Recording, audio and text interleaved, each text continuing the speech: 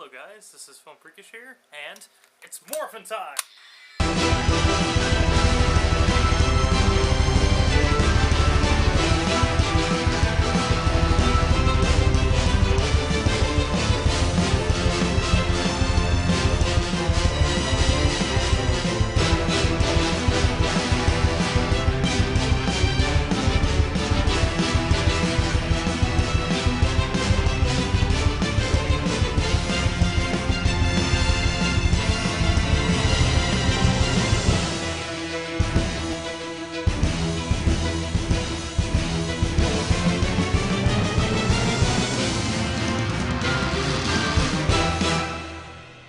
Today is August 28th, 2013. 20 years ago today, Mighty Morphin Power Rangers debuted on the Fox Kids network with the episode Day of the Dumpster. The series follows 5 teens as they battle the wicked Rita Repulsa, with ancient Zords and a big head named Zordon. Yes, you are hearing me right, folks. Power Rangers has lasted over 20 years, from suit changes to cast changes to robots to weaponry, and etc., etc. What exactly is the history of this phenomenon, though? You'll find out right now. In the mid-1980s, Haim Saban, president of children's production company Saban Entertainment, was sitting in a Japanese hotel room while taking a break from meetings. He was watching television and he came across a show titled Super Sentai, which at the time of this video's release is about 38 years old. He saw potential in this and wanted to bring it to America.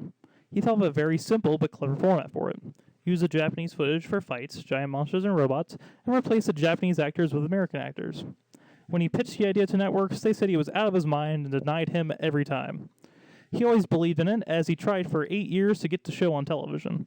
Luckily, in 1992, the president of Fox Kids Network saw the same potential he did and bought a pilot. Soon afterwards, 40 episodes were ordered, and over a year later, Mighty Morphin Power Rangers made its debut.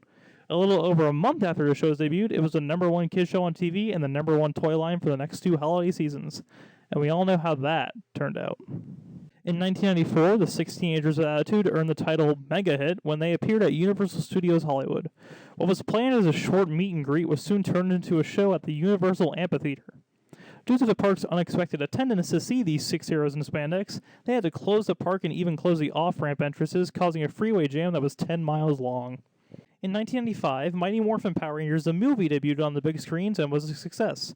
However, at this time, the phenomenal status was dipping. Toy sales went down by 35% and was losing out to other shows on Fox like Goosebumps. Not even the cool ninja powers could get them up to the top. Not wanting to lose it, Saban decided it needed to change its look in order to be at the top again. In 1996, Power Rangers Zia debuted, but Saban's plan backfired. It didn't do bad enough for it to be cancelled, but it was on a teeter-totter as ratings sometimes did better than toys, and vice versa. In 1997, Saban launched a new season in the form of a movie, which was titled Turbo, a Power Rangers movie. A month later, Power Rangers Turbo debuted and bombed in the ratings. However, during the second half, they made a major cast change, replacing everyone except for the Blue Ranger. This did do better to keep the show going for at least 1 more season. Power Rangers in Space launched in 1998, planning to wrap everything up with a very strong and mature storyline just in case the series was canceled for good. However, this wasn't the case as the ratings and toy sales went up. Luckily, this was enough to convince Saban and Fox to continue the series. 1999 saw the arrival of Power Rangers Lost Galaxy and had a brand new set of Rangers with a brand new set of powers fighting brand new villains. Power Rangers Lightspeed Rescue aired in 2000 and became independent, making little reference to past seasons as they could so that they could get new viewers in. However, it did take place in the same universe. This is where I became a Power Rangers fan, not knowing of the franchise or network it was on prior to it. I became hooked on the franchise and I have enjoyed it ever since. 2001's Power Rangers Time Force was at the time the darkest entry in the Power Rangers franchise and is my personal favorite. 2002's Power Rangers Wild Force, the last one to be made by Saban Entertainment until 8 years later, celebrated 10 years of Power Rangers with a team-up of all 10 Red Rangers entitled Forever Red. At this point, Disney had acquired Fox Family Worldwide Incorporated, which included Fox Kids, Fox Family Channel, and Saban Entertainment a year before for $5.2 billion. Fox Kids became ABC Kids, Fox Family became ABC Family, and Saban Entertainment became BVS Entertainment. During Wild Force, the only thing Disney did was give everyone paychecks and finalize everything. In 2003, Disney took full control by moving the show to New Zealand to save money and firing most of the American crew to make Power Rangers Ninja Storm. Not my favorite because it was too tongue-in-cheek for my taste, but I do have fond memories of it, as I did like the Rangers and the Arsenal. The villains... no comment. 2004's Power Rangers Dino Thunder featured a return of legendary Ranger Tommy as their mentor and high school science teacher, as well as the milestone of the 500th episode titled Legacy of Power, going through all the teams up to that point. 2005's Power Rangers SPD took place in the year 2025 and followed the labeled B Squad as they took on evil and brought them to justice. 2006's Power Rangers Mystic Force was about 5 young adults who used magic and mysticism to fight off evil villains from the underworld. 2007's Power Rangers Operation Overdrive followed the treasure hunters as they hunted for jewels for a crown, as well as celebrated the franchise's 15th anniversary with a group of Retro Rangers and a 2-parter titled Once a Ranger. This was also the start of the fan-run Power Rangers convention, Power Morphicon. Power Rangers Jungle Fury in 2008 spotlighted on the power of the jaguar, cheetah, and tiger, as well as the wolf and rhino to fight off evil using special skills while working part-time at a pizza shop. This one is my least favorite due to its production values being overused and the storylines being too weak for my taste.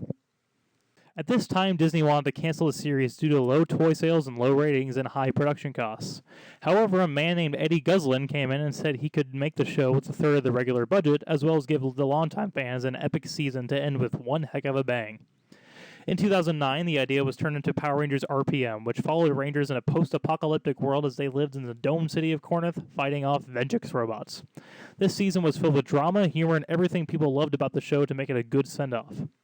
After this, Disney canceled the series officially, but didn't want to let go of the franchise just yet.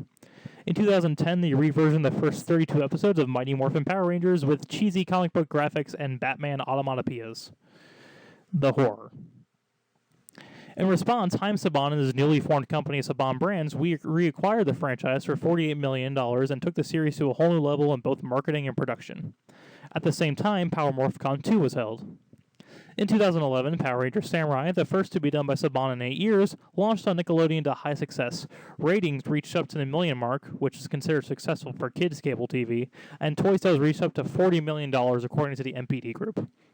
2012 saw the continuation of Samurai, labeled as Super Samurai. Ratings were a bit of a roller coaster, but toy sales grew. They made a huge presence in the middle of the year by attending live events and attending and sponsoring Power Morphicon 3, in which I attended. By the end of the show's 19th season, in December 2012, toy sales doubled to $80 million, and the show was back in the public eye and a hit with kids once more. The unbelievable toy sales in response to the series from fans young and old told Saban that they needed to make a 20th anniversary season that's worth the watch. In 2013, the show's 20th season, Power Rangers Megaforce premiered, paying homage to the team that started it all 20 years earlier.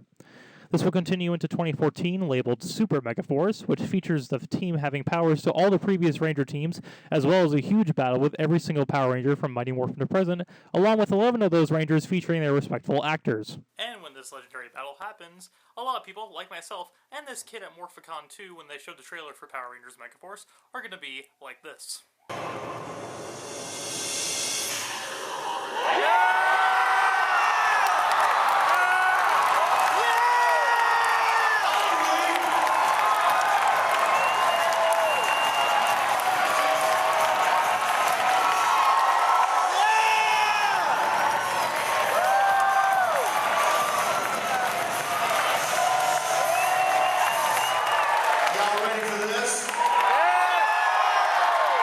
That's where story's end is unknown. Hopefully the book won't close anytime soon.